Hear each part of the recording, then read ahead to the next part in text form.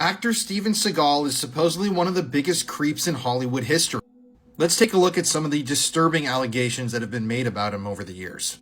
So Steven Seagal really does everything. He's a musician, he's a black belt, he used to run a dojo, he's an actor, and at one point he even became a sheriff's deputy in Arizona. Yes, that happened in real life. Steven Seagal was a A-list actor in the 80s and 90s. He was all over Hollywood. But all these allegations really began in the early 1990s.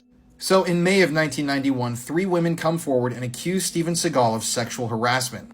Then at around the same time, 4 more women come forward and state that Steven Seagal acted creepily towards them and made sexual advances during late-night casting sessions.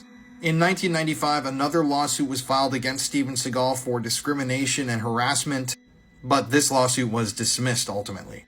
Then in 2010, over a decade later, more disturbing charges came forward. This time a lawsuit was filed in Los Angeles accusing Steven Seagal of sexual harassment, wrongful termination for a job, and basically participating in human sex trafficking.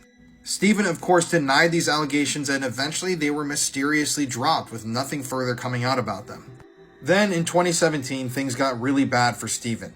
First, Ellen DeGeneres' wife, Portia de Rossi, came forward and stated that Steven Seagal had sexually harassed her during an audition. Then, during an appearance on Jimmy Kimmel Live, actress Katherine Heigl stated that she too had been sexually harassed by Steven. She even stated that Steven had claimed he had a 16-year-old girlfriend back when he was harassing her.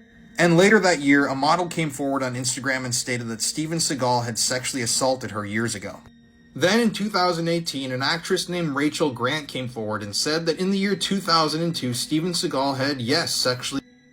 So yeah, over the years, Steven Seagal has been accused of doing a number of horrific things. There's also the way that he's treated people that worked on his movies, altercations he's gotten into, legal decisions that were made against him by the government, fraud, all of that. It's a crazy story, but yeah, I think he's definitely guilty of doing a number of these things, and it's crazy that he never faced any sort of legal ramifications.